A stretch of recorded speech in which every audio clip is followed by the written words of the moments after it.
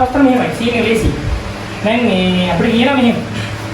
කාලයත් එක්ක විස්ථාපනය වෙනස් වෙනවා නම් අන්න ඒ වගේ ප්‍රස්තාරයකට කියනවා මොකද විස්ථාපන කාල ප්‍රස්තාරයක් කියලා. කාලයත් එක්ක වෙනස් වෙනවා නම් විස්ථාපන වෙනස් වෙනවා නේද? හරිද? අපිට දෙනවා මෙහෙම chart එකක්. හරිද? නැත්නම් මෙහෙම අගුවක් තියෙනවා. අපිට කාලයත් එක්ක මු විස්ථාපන වෙන්නේ කොහොමද? කොහොමද? මේ පැත්තේ කාලය මේක විස්ථාපනය. හරිද? මේ කාලය බිඳුව 1 2 3 4 5 6 කාලයේ බිඳුවේ විස්ථාපනයේ බිඳුවයි 2යි 4යි 6යි 8යි 10යි 12යි එක. හරිද?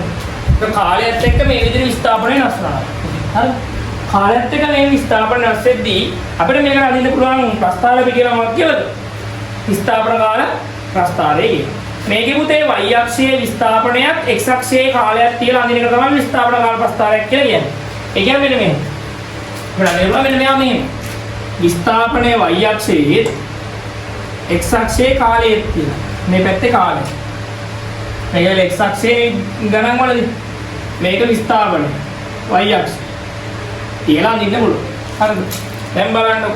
මේක ඇවිල්ලා බිඳුවේ යගේ බිඳුවේ ලක්ෂය. ඊට පස්සේ මෙතෙන් ගත්ත මේක 2 3 4 5 6 මේ යනකොට දැන් ඔයාලා විස්ථාපන කාල ප්‍රස්ථාරයක් අඳිද්දි ඔයා දැන් විස්ථාපනය ගැන ඉස්සෙල්ලා හිතලා බලන්න. 2 2ට වැඩි වෙලා තියෙන්නේ. එහෙනම් 2 2 වැඩි විදිහට ගත්තා නම් හරි.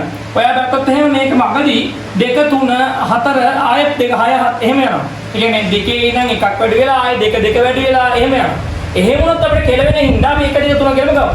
එහෙම නැතුව මේ වගේ ගුණාකාර දිනවලට කෙලින්ම ගමු 2 4 6 8 10 12 කියලා. ඔහොම නැතුව මේව තිබ්බොත් එහෙම කොහොමද? බිඳුව 1 2 3 6 ආය 8 10 අන්න එහෙම වෙනවා. දැන් මෙතනදී 1 1 වැඩි වෙලා මෙතනදී 2 වැඩි 3ක් වැඩි වෙලා ආය මෙතන 2ක් වැඩි වෙලා. ඔය වගේ තැන්වලදී කේස් එකක් ඇහිඳා ඔය වගේ තැනක්වත් 1 2 3 4 5 6 කියලා ගත්තා නම් හරි.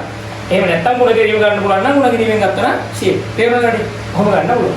දැන් මොකද කරන්නේ? කාලයේ බිඳුවේදී විස්ථාපනය බිඳුව. කේස් එක ගන්න. කාලයේ එකේදී විස්ථාපනය 2යි. කාලයේ එකේදී විස්ථාපනය 2යි. කාලයේ දෙකේදී විස්ථාපනය 4යි. තුනේදී 6යි. හතරේදී 8යි. පහේදී 10යි. හයේදී 12යි. දැන් මොකද කරන්නේ? මෙයාව මොනවද? මේක සර්වේකාවක් කියනවා හරිද? අම සර්වේකාවක් කියනවා. තේරෙනවද? ඒතර මෙන්න මේ වගේ නම් දැන් මෙයාගේ විස්ථාපනය වැඩි වෙලා තියෙන්නේ තප්පරයකදී 2 ගන්න. ඒ කියන්නේ මෙයා කියන දේ ඒකාකාර ප්‍රවේගී කියලා දෙවෙනි කියන්න පුළුවන්. හරිද? මේව තමයි විස්ථාපන කාල ප්‍රස්ථාරය අනින්නේ. මේකට අපි කියන විස්ථාපන කාල ප්‍රස්ථාරය කියලා. විස්ථාපනයේ y අක්ෂයේ කාලයේ x අක්ෂයේ කියලා දෙනවා පිය විස්ථාපන කාල ප්‍රස්ථාරයක් කියලා. හරිද? දැන් පුතේ මේ ප්‍රස්ථාර අඳිද්දී මේ ප්‍රස්ථාර වල තියෙනවා බං අනුක්‍රමණය කියලා එකක්. මොකක්ද තියෙන්නේ? අනුක්‍රමණය කියලා. මොකක්ද තියෙන්නේ? අනුක්‍රමණය. ගණන් වලදී ප්‍රස්ථාර වල අනුක්‍රමණය හොයන්න තියෙනවා සූත්‍රයක්. y ඛණ්ඩාංකය බෙදීම x ඛණ්ඩාංකය කියලා. මතකද දන්නේ නැහැ. මේකක් තියෙනවා. හරිද? ඒතර y ඛණ්ඩාංක අතර වෙනස බෙදීම x ඛණ්ඩාංක අතර වෙනස. හරිද? අනුක්‍රමණය හොයන්නේ එහෙම. අනුක්‍රමණය සමානයි අනුක්‍රමණය සමාන වෙනවා y ඛණ්ඩාංක අතර වෙනස y ඛණ්ඩාංක අතර වෙනස බෙදීම x ඛණ්ඩාංක අතර වෙනස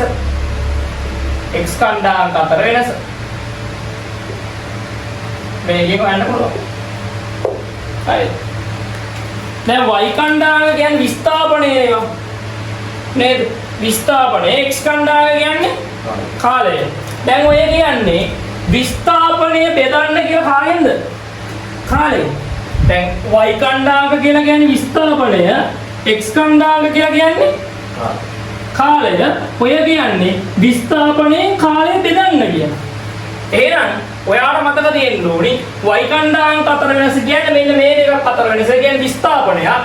විස්ථාපනය බෙදන්න කියනවා පුතේ x කණ්ඩායම දෙකක් අතර වෙනස. මේ කියන්නේ විස්ථාපනය බෙදන්න කියනවා කාලය. මේක ඔයාට නිකන් දැකලා පුරුදු සූත්‍රයක්. විස්ථාපනය බෙදීම කාලය සමානයි කාටද? ප්‍රවේගය. කාට සමාන වෙන්නේ? ප්‍රවේගය. හරිද?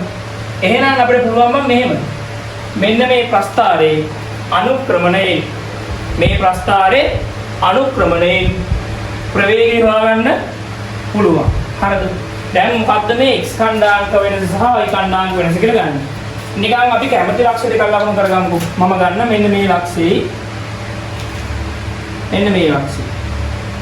හරිද? මෙන්න මෙයාවයි ගන්න. මෙයා ගත්තොත් එහෙම x කණ්ඩායමකේ y කණ්ඩායම 5 10 x ගේ 5 y ගේ 10 5 10 එහෙමයි කියවනේ. ඊළඟ මෙයා ගත්තොත් එහෙම 3 6 හරිද? එහෙමයි ගන්න. එතකොට මෙයා ඇවිල්ලා x1 මෙයා y1 මෙයා x1 මෙයා y1 තේරුණාද? අපි ගන්නාම x1 x2 y2 x1 y1 කියන. ඒක සරල වෙන්නේ. හරිද? දැන් මොකද කරන්නේ? දැන් මුගේ අනුක්‍රමණය මේ ප්‍රස්ථාරය අනුක්‍රමණය වෙනවා. හරිද? ඔන්න ප්‍රස්ථාරයට දාම අනුක්‍රමණය වෙන විදිහ. අනුක්‍රමණය සමානයි y කණ්ඩායමක අතර වෙනස වෙනස. y කණ්ඩායමක අතර වෙනස කියන්නේ y ගේ ලොකු එක්කෙනාගේ y ගේ පොඩි එක්කෙනා අඩු කරනවා. තෝරාගත්ත දෙන්නගේ y ගේ ලොකු එකා කවුද? මූ නේද? එහෙනම් y2 ඍණ y2 අඩු කිරීම y1. හරිද? y2 ඍණ y1 නම් x කණ්ඩායමක අතර වෙනස බෙදන්න ඕනේ. x කියන ලොකු එකා මූ. එහෙනම් x2 බෙදීම x1 x2 අඩු කිරීම x1. දැන් බලමු y2 කියලා කියන්නේ 10යි බං. 10න් අඩු කරනවා කීයද? 6ක්. බෙදනවා 5න් 3ක් අඩු කරනවා. එතන වෙනවා 10න් 6ක් ගියාම 4යි. 5න් 3ක් ගියාම 2යි. 2ට 1යි 4ට 2යි. උත්තර වෙනවා 2යි ms ඍණ 1යි කියලා. එහෙනම් මුගේ ප්‍රවේගය එනවා කීයයි කියලාද? 2යි ms ඍණ 1යි කියලා අපිට ලියන්න පුළුවන්.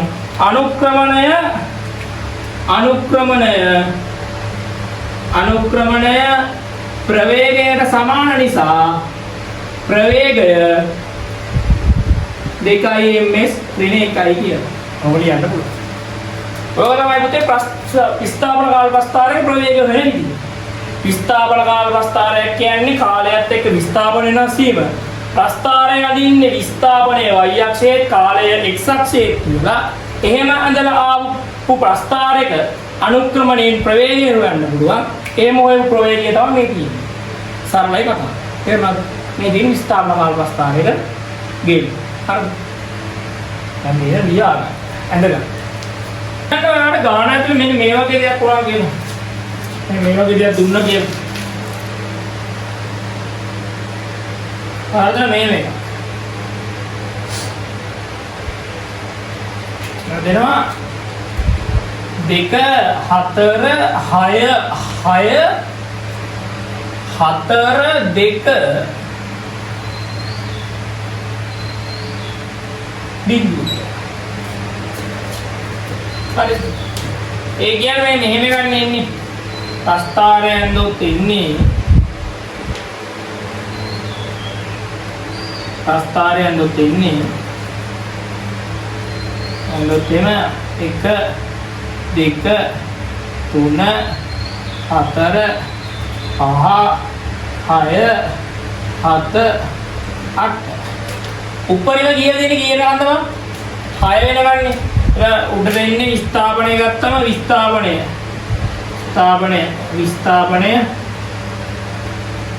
m වලින් කාලේ තප්පරවල. හරි. උඩරිම හයිට් එකකින් දෙන්නේ 2 4 6 පළවෙනි තප්පරේදී 2යි දැන් මෙතන දෙවෙනි තප්පරේදී 4යි කියන්නේ මෙතන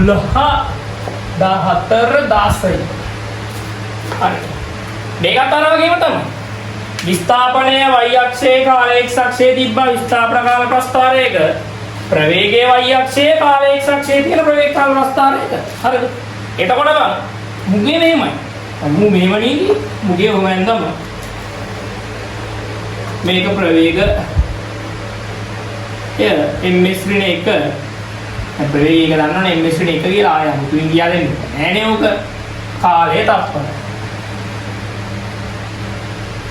හරි ඉතින් නාට යකන් තියෙනවා 1 2 3 4 5 6 7 8 මේවා උඹ පුතේ අනිදි පුතේ මේවා සමාන කැලි වලට ගන්න නැත්තම් එක විකේතෙන් වලින් අද කේස් ඒවා හරිය දුර සමාන දුර ගන්න එකේ බිඳුවේ එකට තියෙන දුරයි එකේ ඉඳන් දෙකට තියෙන දුර සමාන දුර වලින් ගන්න ඒක තමයි පිළිවෙලට අඳින්න පුළුවන් 2 4 6 මේක මදි 2 4 6 8 10 12 14 16 ඔබගත් එන්නේ මේ වගේ එකක්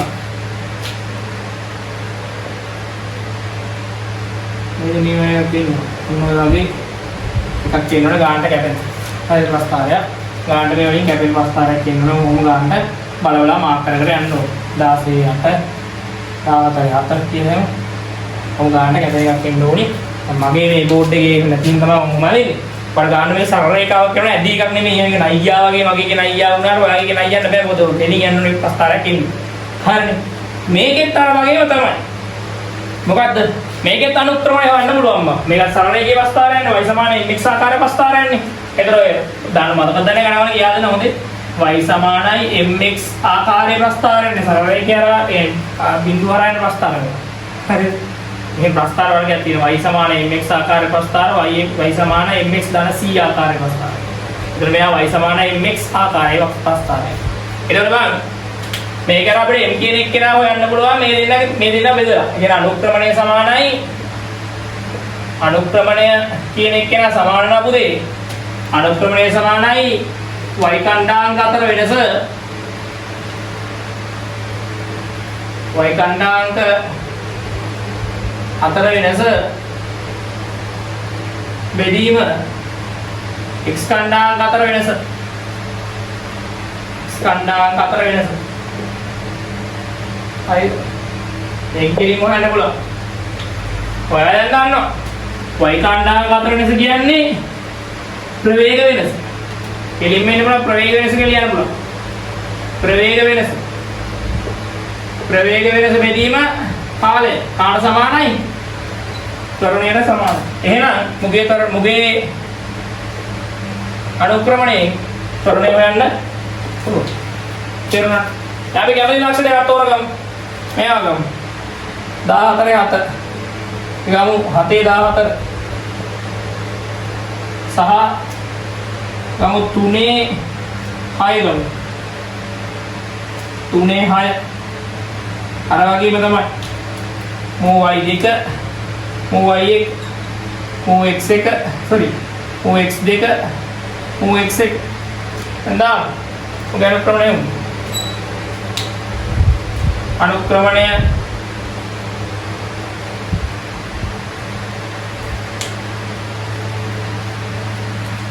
අනුක්‍රමණය සමානයි y2 රින y1 බෙදීම x2 රින x1. ඒ කියන්නේ y2 එනවා 14 රින 6යි x එනවා 4 රින 3යි. 14න් 6ක් ගියාම කීයද? 14න් 6ක් ගියාම 8යි. බෙදීම 7න් 3ක් ගියාම 4යි. 4ට 2යි 8ට 4ට 1යි 8ට 2යි. උත්තරේ නම් 2යි ms රින 2යි. හැබැයි මේකේදී මම අර ඔය ලියන්න පුළුවන්. මොකද? අනුක්‍රමණය සමාන වෙනවා පුතේ ත්වරණයට. ඊට ත්වරණය සමානයි 2යි ms වෙන 2යි කියලා ලියන්න පුළුවන් කෙලින්. තේරුණාද ඇටි? ඔබ සාමයි. ඉතින් ඔයාලමයි මේ පළවෙනි පාඩම උදේ මේ තව තියෙන ප්‍රොජෙක්ට් කර්මස්ථානේ මේ පළවෙනි කොටස ප්‍රොජෙක්ට් කර්මස්ථානේ අහන්න. තේරුණාද ඇටි?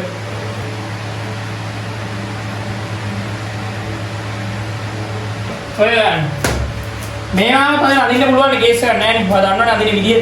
ඔය කරන් දැන් බලනවා අනිත් මේකේ ලොකුම ඉලක්කම මොකද්ද තමයි පුතේ? 6. එහෙනම් y අක්ෂරයේ උඩරිම ඉන්නේ 6. නේ? ඒතර මේමයි. y අක්ෂරයේ උඩරිම 6 ඉන්නේ. කොහොමද? මේ පැත්තෙන් ගත්තොත් මෙතන 2 4 6. මෙතෙන් 1 2 3 4 5 6 8 8 මේ පැත්තේ ප්‍රවේගය ms වෙන එක පැත්තේ කාලය තප්පර එනවා මම තනියම දිනවල මේ ප්‍රස්තාරය ඇඳොත් පුතේ දැන් ඔය අදලා තියෙන්නේ අදලාදී එහෙම ඉන්නවා මම අද දුන්නවනේ එන්න මේ එකේදී 2යි දෙකේදී 4යි තුනේදී 6යි එහෙනම් නෝබක්වම ඊළඟට 5 වෙනකම් කියන්නේ මෙතන නගම්ම යන්නේ 6ේදී කොහොම යන්නේ ඊපස්සේ කොහොම ගිහිල්ලා ආය 8යි ඔහොම බිල්දුවට එන්නේ ඔන්නව තමයි ආය ඒතර ඔන්නව ප්‍රස්තාරයක් එන්න ඕනේ දැන් මේකේ අපිට ප්‍රධාන කොටස් තුනක් පේන්න තියෙනවා එකක් ඔන්නෝ අනිත් එක මේක ඇදයි බං හොඳේ හොඳට ඉන්න එපා මම අගුලක් කියන්නේ ඕනේ එතන මම හරි ඊළඟට 5 මම ගන්නට එන්න ඕනේ මේක. ඇදයි චුට්ටගේ ඇද නැතු ගන්න වැඩ ගන්න. හරි. ඔහොම එන්න ඕනේ ප්‍රධාන කොටස් තුනක් තියෙන මේක 1 මේක 2 මේක 3. හරි. මේකේ අනුක්‍රමණයෙන් අපිට හොයාගන්න පුළුවන් බං. මේකේ අනුක්‍රමණය හොයාගන්න මොකෙත් කරන්නේ. හරිද? මේකෙත් අනුක්‍රමණය හොයන්න පුළුවන්. හරිද? මේකේ අනුක්‍රමණය ගත්තොත් මේකෙත් අපිට කැමති ලක්ෂණයක් තෝරගෙන අනුක්‍රමණය ගන්න පුළුවන්. එතකොට එන්නේ ත්වරණය නෙවෙයි මන්දනේ. ඔක ඍණ උත්තරයක් එන්නේ. අකින් එන්නේ මන්දනේ. හරිද? එතන වැඩි එකකින් අඩු කරන්න ඕනේ. එහෙම අඩු කරලා ගන්න පුළුවන්. ඒ වුණාට මෙන්න මෙතන කෑල්ලක් තියෙනවනේ මෙන්න මේව කෑල්ලක්. මේ කොටුවක් තියෙනවනේ. මෙන්න මේ අවස්ථාවේදී වස්තුව චලනය වෙලා තියෙන්නේ බං. ඒකාකාර ප්‍රවේගයෙන්. මේක ගිහින් තියෙන ත්වරණයකින් මේ කෑල්ල මන්දනයකින් මේ කෑල්ල ඒකාකාර ප්‍රවේගයකින්. ඒකාකාර ත්වරණයකින් ඒකාකාර මන්දනයකින් ඒකාකාර ප්‍රවේගයකින් ඒකාකාර ත්වරණයකින් ඒකාකාර ප්‍රවේගයකින් ඒකාකාර මන්දනයකින්. මොකද ඒකාකාර ත්වරණයකින් ඒකාකාර ත්වරණය ඒකාකාර ප්‍රවේගය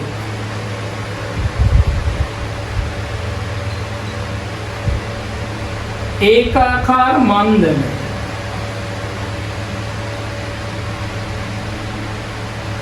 ඕම යන්නේ ඕම වෙන්නේ හරිද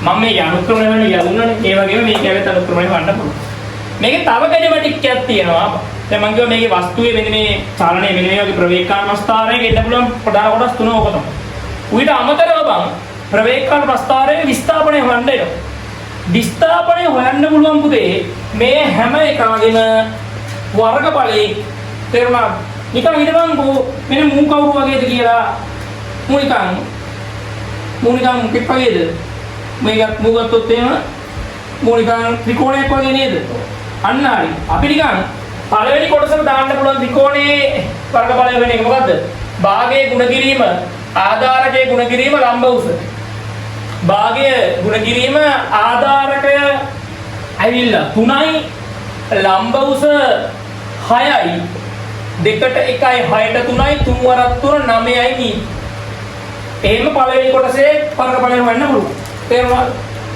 දෙවෙනි කොටස ගත්තොත් එහෙම බං ඌ නිකන් සෘජු කෝණාශ්‍රයක් නැත්තම් සමචතුරස්‍රයක් වගේ එකක් වෙන්න පුළුවන් තේරුණාද එක්ක සෘජු කෝණාශ්‍රයක් එක්ක සමචතුරස්‍රයක් තමයි ඉන්නේ දැන් මේක බැලුවොත් එහෙම 3 ඉඳන් 5 වෙනකන් 3 ඉඳන් 4ට 1යි 4 ඉඳන් 5ට 1යි එතන කීයද ඔක්කොම තප්පර 2යි එතන මෙතෙන්ද තියෙන්නේ කීයද 2යි මෙතන ඉඳන් මෙතනට 6යි එහෙනම් අපිට දෙලින්ම ගන්න පුළුවන් දෙවෙනි එක උස ගුණ කිරීම පළල ඒ කියනවා උස 6යි පළල 2යි 6 වරක් 2 12යි මීටර කියනවා එහෙනම් කෙලින්ම මුගේ ගාන 12යි මීටර මුගේ 9යි මීටර මුගේ 12යි මීටර තුන්වෙනි එකයි ගන්න පුළුවන් මොකද අර වගේ මේ වගේම තමයි මූත් ත්‍රිකෝණයන්නේ මේ කැලල ත්‍රිකෝණයන්නේ එහෙනම් ගන්න පුළුවන් භාගයේ ගුණ කිරීම ආධාරකයේ ගුණ කිරීම ලම්බ උස භාගයේ ගුණ කිරීම ආධාරකය කියන 5 ඉඳන් 8 වෙනකම් ඒතර 3යි ලම්බ උස 6යි 2ට 1යි 6ට 3යි 3 වරක් 3 9යි මේ කොහොම ගන්න පුළුවන් හරිද ඔහොම අරගෙන මුළු සම්පූර්ණ එකේම වර්ගඵලය මුළු ප්‍රස්ථාරයේම වර්ගඵලය තේරෙනවද මේ මුළු මේකම කියලා දින එක ගන්න පුළුවන් මේ තුන් දෙනාව එකතු කරලා 9යි 12යි 9යි එකතු කරලා 9 9 18යි 18යි 12යි 30යි කියලා ගන්න පුළුවන් හරිද ඒ කියන්නේ නම් 12යි 12යි මීටර 9යි මීටර 9යි මීටර එකතු කරලා 9 9 18යි 18යි 2යි 20 බිංදුවයි දෙකක් ඉතුරු 1යි 2යි 3යි කියලා ගන්නවා ඒක උත්තරේනවා 30යි මීටර කියලා තේරුණාද? කියන්නේ මේ එක එක්කෙනාගේ වර්ගඵලය අරගෙන ඒව එකතු කරලා ගන්නත් පුළුවන්. තව එක ක්‍රමයක් තියෙනවා. මෙන්න මේක අපි කියනවා පුතේ ගණන් වලදී ට්‍රැපීසියම කියලා. මොකද කියන්නේ? ට්‍රැපීසියම. හරිද? ට්‍රැපීසියමේ වර්ගඵලය සමානයි බං. ට්‍රැපීසියමේ වර්ගඵලය සමානයි සමාන්තර පාද දෙකේ එකතුව සමාන්තර පාද දෙකේ එකතුව බෙදීම දෙක ගුණ කිරීම ලම්බ උස හරි සමාන්තර පාද දෙක කියන්නේ මෙන්න මේ දෙක. මෙන්න මෙයයි මෙන්න මෙයයි. මෙන්න මෙයයි මෙන්න මෙයයි. සමාන්තර පාද දෙක. මෙයාගේ ගත්තොත් එහෙනම් මෙයාගේ 2යි. විතර 2යිනේ. 2යි. මෙතන සම්පූර්ණයෙන්ම 8යි. තේරුණාද? මෙතන මෙතන කීයද? 8යි. මෙන්න මේ කැලේ කීයද? 2යි. මෙතන 1 3 4 5 2යිනේ. 2යි 8යි. එහෙනම් අන්නේ දෙක එකතු කරන්න කොහොමද? 8 ධන 2 බෙදීම 2 ලම්බ උස කීයද? ලම්බ උස කියන්නේ උඩට උස කීයද? 12. නෑ කීයද? 6 ලම්බ උස 6. එතන නෝ මං ගෙලින්ම කොහොමද? ඔන්න එතන පුළුවන් 8යි 2යි 10යි 10යි බෙදීම 2 ගුණ කිරීම 6 2ට 1යි 10ට 5යි 6 වරක් 5 කීයද? 30යි මීටර කියලා එනවා. පේනවනේ 30යි මීටර සමානයි. කොහොම ගන්න පුළුවන් බා. මේක තමයි ප්‍රවේග කාල ප්‍රස්ථාරයේ එන්න පුළුවන් දේවල් ටික. මේ ටික තමයි ප්‍රවේග කාල ප්‍රස්ථාරයක එන්න පුළුවන් ටික. මේ වස්තුවේ චලන ටික ඊට අමතරව කලින් අපි වගේ අනුක්‍රමණයේ ප්‍රවේගයේ කරණය හොයන්න පුළුවන්. මේ වගේ විස්ථාපනය හොයන්න පුළුවන් පුදු. තේරුණාද වැඩි? එන්නේ. වලට කතා සරු. අර දාගන්න. නිකන් මෙහෙම දාන්නකො. තියෙන අඹ ගහ. අර බිල්ඩින් එකක් තියෙනවා කියලා. ඉතින් ඉන්නවා මෙතන මිනිස්සෙක්. හිතමු සුමන බාලා කියලා. අපි හිතමු සූරපප්පා කියලා. සූරපප්පා මේව ගිහිල්ලා උදේ ඕ නිදහසේ වැටෙනවා. කොහොමද වැටෙන්නේ? නිදහසේ. ඔය නිදහසේ නිශ්චලතාවයෙන් කියන වචන වල තේරුම උ බිඳුව. ඒ කියන්නේ උගේ ප්‍රවේගයේ බිඳුව ඉන්නේ. එන ආරම්භක ප්‍රවේගයේ බිඳුවේ වැටෙන්නේ. ඔය මේ ෂේප් එක නේද? මේ පණිනව නෙවෙයි. මේ ෂේප් එක බිමට වැටෙනවා. අර ස්පයිඩර්මෑන් නේ වගේ පාට ඔහොම වැටෙන්නේ. නිශ්චලතාවයෙන් හිමීට ස්කාල වයින්. අර මේ පණිනව නෙවෙයි. එක පාට අතහැරෙනවා නිශ්චලතාවයෙන් වැටෙනවා. අන්න ඒ වැටෙනවා. ඉතින් එතන මොකද මේ සූරපප්පා කියන එක වැටෙනවා නිශ්චලතාවයෙන් පළනවා. හරි. ඒ කියන්නේ නිශ්චලතාවයෙන් පයින්නවා කියලා නැත්නම් වැටෙනවා කියලා කියන්නේ මොකද ආරම්භක ප්‍රවේගයේ බිඳුවයි කියන්නේ. U සමානයි බිඳුව. U කියන්නේ ආරම්භක ප්‍රවේගය. හරිද? සාමාන්‍යයෙන් ඔයා දන්නවා ගුරුත්වාකර්ෂණය නැත්නම් ගුරුත්වජ ත්වරණය අපි කතා කරනවා බලය සහ බර ස්කන්ධය සහ බර කතා කරනවා පෘථුවියට කියන ගුරුත්වජ ත්වරණයක් තියෙනවා. ඒක සාමාන්‍යයේ 9.8යි ms ඍණ 2. හැබැයි ගණනය කිරීමේ පහසුව දක්වා UA B කීය කියලා ගන්නවා කියලාද? 10යි ms ඍණ 2යි කියලා ගන්නවා වගේ. එතකොට පුතේ මූ ඔය 10යි ms ඍණ 2යි කියන එකේ තේරුම 10යි ms ඍණ 2යි කියන එකේ තේරුම මේක නිකන් දිගේරලා ලියුවොත් අපිට ලියන්න පුළුවන්. මෙහෙම 10යි ms ඍණ 1 බෙදීම s. ඒ කියලා කියන්නේ බං තප්පරයකදී මුගේ ප්‍රවේගය 10 ගානේ වැඩි වෙනවා කියන එක. එහෙනම් මූ පල්ලට වැටෙන්න අපි හිතමු තප්පර 10ක් ගියා කියලා. මූ පල්ලට වැටෙන්න තප්පර 10ක් ගියා. මෙතන වැටෙන්න තප්පර 10ක් ගියා. එතකොට තප්පර 10දී තප්පරයකට 10 ගානේ මොනවා වෙනවද? වැඩි වෙනවා. තප්පරයකට 10 ගානේ වැඩි වෙනවා. තප්පරයකට 10 ගාන වැඩි වෙද්දී තප්පර 10ක් යනවා නම් අවසාන ප්‍රවේගය 10 ගුණ කිරීම 10. එහෙනම් අවසාන ප්‍රවේගය වෙනවා මෙතන කිරීම CIMS ඍණ 1යි කිය. ඇයි තප්පරයකට 10 ගානේ වැඩි වෙනවා නම් තප්පර 10ක් ගියා නම් වැඩෙන්න එහෙනම් මුගේ අවසාන ප්‍රවේගය CIMS ඍණ 1 කියලා ගන්න ඕනේ. ඕකයි විල්ලම සරලව තර්කයේ මේක හදන විදිහ. ඒ විද්‍යාව කියලා කියන්නේ බං එහෙම නිකන් ආතල් එකට ගණන් හදන විෂයක්වත් නිකන් සූත්‍ර දාලා ගණන් හදන විෂයක්වත් නෙවෙයි. තර්ක කරන්න ඕනේ. හැම දෙයකටම තර්කයක් තියෙනවා. හැම පාඩමකටම තර්කයක් තියෙනවා. තර්කය ඇතුළේ ඉඳගෙන ඔයා බලන්න ඕනේ ගාන දිහා.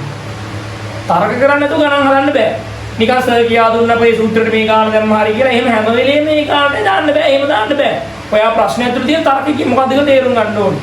අර මෙහෙමයි විද්‍යාව විතරක් නෙවෙයි මේ මුළු ජීවිතේම ඔයා කොහොම ගත කරත් ඔයාගේ ජීවිතේ ඔයා තර්ක කරන්න පුරුදු වෙලා නැත්නම් ඔයාට මේ ජීවිතේ හරියට ජීවත් වෙන්න බෑ. ඒක සාමාන්‍ය දෙයක් බං. ඒක ඔළුවේ දාගන්න ඉස්සර. ඔයාට ජීවත් වෙන්න ඕනේ නම් ඔයා ඉස්සර තර්කමේ බුද්ධිය හදාගෙන ඉන්න ඕනේ. තර්ක කරන්න පුළුවන් වෙන්න ඕනේ. මම මේ ගොම් වැඩේ කරොත් මොන වගේ ප්‍රතිපාකයක් හම්බෙයිද කියලා තර්ක කරලා බලලා ඉන්න ඕනේ වැඩේ කරන්න. තේරුණාද? හිතපන්කෝ පොල් ගස් කවදාවත් නැගලා නැහැ. හැබැයි අපි කරන වැඩේ පඬිතුකමටත් එක්ක වලල්ලන්න නැතුව පොල් ගස් නගිනවා. පොල්ගස් මිනිහා නගින මිනිහා දන්නවා වලල් නැතුව පොල්ගස් නගින්නේ නගින්න පුළුවන්. හැබැයි ඉක්මනට බහින්න බැරි බව ඌ දන්නවා ඇතිනේ. වලල් නැතුව ගස් නැග්ගට පස්සේ අපි බහින්න උත්සාහ කරන විදිහ වෙනස් වෙන්න පුළුවන්. හැබැයි පොල්ගස් නගින මිනිහාම දාම වලල් දාගෙන නගින එක පහසුවක්ම සඳහන් මේ සමහරට බහින එකත් පහසු වෙන්න එක තමයි පොල්ගස් නගින වැත්තේ දාගන්න. අරු තර්ක කරනවා කියන්නේ තර්ක කරලා තමයි නගින්නේ. හැබැයි අපි ගොම්මලේ තර්ක කරන්නේ නැතුව අපි වැඩක් කරගෙන යනවා. එහෙම බෑ. ඕනම දෙයකට තර්කයක් තියෙනවා. ඒතර මේ ගාන හදද්දි තර්කයක් තියෙනවා. මේ ගාන විතරක් නෙමෙයි. ඕනම ගානක් අය තර්ක කරන්න ඕන. මේක වුණොත් මේක වෙනවා. මේක වුණොත් මේක වෙනවා. මෙහෙම වුණොත් මේව වෙයිද? මොනවා වෙයිද? ජීවිතේ තර්ක කරන්න ඕනේ. ඒ කියන්නේ විද්‍යාව තුළ තර්කමය බුද්ධිය හැදෙනවා. ඒකයි අපි කියන්නේ. ගණන්වලදී එක වැඩි වෙනවා. ඒක ඇත්ත කතාව. අර විද්‍යාව කියලා කියන්නේ වෙන කතාවක්. ඒක වෙන ආතල් එකක් මම කියන්නේ. මගේ භාෂාවෙන් වෙන ආතල් එක. විද්‍යාව කියන්නේ වෙන ආතල් එක. ආතල් එකක් ගන්න නම් මේක හොඳ තරකමේ බුද්ධියක් තියෙනවා. හොඳට හිතන්න ඕන. නිකන් හදන්නම් වාලේ ගණන් හදලා වැඩක් නැහැ. ඒක තේරෙන්නේ නැහැ මිනිස්සුන්ට කිව්වා. විද්‍යාවන් ඔය පොඩි උන් 9 වසරේදීනේ හරියාකාරව විද්‍යාව ඉගෙන ගන්න ඕනේ කියලා පන්තියේ මේ මං කියන්නේ 6 වසරේ ඉඳන් පන්තියේ ඉන්න ඕනේ කියලා. ඒ වුණාට පෙරක් එවුන්ගේ විද්‍යාව දැනුම 0.6 7 8 9 අර බේසික් එක වඩුන කෙලවෙලා. මට ඒක තේරෙන්නේ නැහැ කියන්නේ. ඉස්කෝලේ මිනිස්සු හරියට උගන්වනවා ඒ වෙනම කතාවක්. අපේ උන් හරියට ඉගෙන ගන්නේ නැහැ මම. ඒක වැඩි එකයි වෙලා තියෙන්නේ. ඉස්කෝලේ කාලේ ඉස්කෝලේ මිනිස්සු හොඳට උගන්වනවා මේ මිනිස්සුන්ට පුළුවන් තරම් උපරිමයෙන්ම අර විනාඩි 40 ඇතුළේ කරනවා. ඒකට අපේ ඉන්න චූටි ඇච්චු බච්චන්ට තේරෙන්නේ නැහැ. විද්‍යාව කියන්නේ වෙන සාමාන්‍ය විෂයක් වෙලා තියෙනවා. ඕක 10 11 ඒකට බං ලංකාවේ විද්‍යාව බහුතරම්ම ෆේල් වෙන්නේ. අනිත් විෂයන්ට සාපේක්ෂව බහුතරයක් විද්‍යාව ෆේල්. හේතුන්ට තර්ක කරන්න බෑ. සරලයි. තර්ක කරන්න බෑ උන් ෆේල් වෙනවා. ඒක වෙලා වෙන විදියක්. ඒතර ගාන ඇතුළව තර්ක කරේ නැත්තම් කෙලවෙනවා. ඒක වෙන විදියක්. ඒක එහෙමයි. හරිද? මොකයි වෙන්නේ? ඒක ඔයාලා දැන් මෙන්න මේක මතක තියාගන්න ඕනේ. මොකද්ද ත්වරණයේ ගුරුත්වාකර්ෂණය කියන්නේ? පල්ලට වැටෙනවා නම් දෙයක් එන්න 10 මොනවා වෙනවද? වැඩි වෙනවා. හිතපන්කෝ බෝලයක් දානවා උඩමම. බෝලයක් උඩ දානවා. උඩ දාන්න නම් ප්‍රවේගයක් ඕනි. හිතන්න මම 200ක ප්‍රවේගයෙන් 200යි ms වෙන එක ප්‍රවේගයෙන් බෝලයක් උඩ දානවා. වැටෙද්දී එන්න 10 වැඩි වෙවි වැටුණා නම් උඩ යද්දී එන්න 10 මොනවා වෙවි වෙන්න ඕනේද? අඩු වෙවි යන්න ඕනේ. ගිහිල්ලා අර දෙයක් උඩ දැම්මට පස්සේ ඔන්න ඔබ කියලා බලපන් මෙන්න මෙහෙර නැවතිලා තමයි වැටෙන්නේ ඔය ඔන්න දැම්මම අර මෙන්න මෙහෙර පොඩි නැවතීමක් තියෙනවා නේද මේ නැවතීමක් තියෙනවා නේද ඔන්න අතර ඔන්න නැවතිලා මෙහෙම ඇවිල්ලා ඔන්න නැවතිලා තමයි වැටෙන්නේ ඒ කියන්නේ යම් කිසි වස්තුවක් යන උපරිම උසක් තියෙනවා ඒ උපරිම උසේදී උගේ ප්‍රවේගය බිඳුව වෙනවා එහෙම බිඳුව වෙන්න නම් උට්ට යන්න පල්ලට වැටෙන්න 10 වැඩි වුණා නම් උට්ට යන්න 10 අඩු වෙන්න ඕන. අන්න ඔය කරා. තේරුණාද? ඒතර ඔන්නෝම දෙක පදනම් කරගෙන බං ප්‍රස්තාර දිනවා මේ ගුරුත්වාකර්ෂණය අරගෙන. කොහොම ප්‍රස්තාර දෙකක් තියෙනවා. හරිද? කොහොම ප්‍රස්තාර දෙකක් තියෙනවා. එකක් පහළට වැටෙන ප්‍රස්තාරය, එකක් උඩට නගින ප්‍රස්තාරය. අපි නිකන් ගමුකෝ මෙහෙම. අපි ගමු වස්තුවක් තියෙනවා. හරිද? වස්තුවක් තියෙනවා, අඹ ගහක් තියෙනවා. අඹ ගහක් තියෙනවා. ඔහොම මුගේ ආරම්භක ප්‍රවේගයේ බිඳුවයි මේ අඹ ගහියේ වැටෙන තප්පර 4ක් ගියා. හරිද?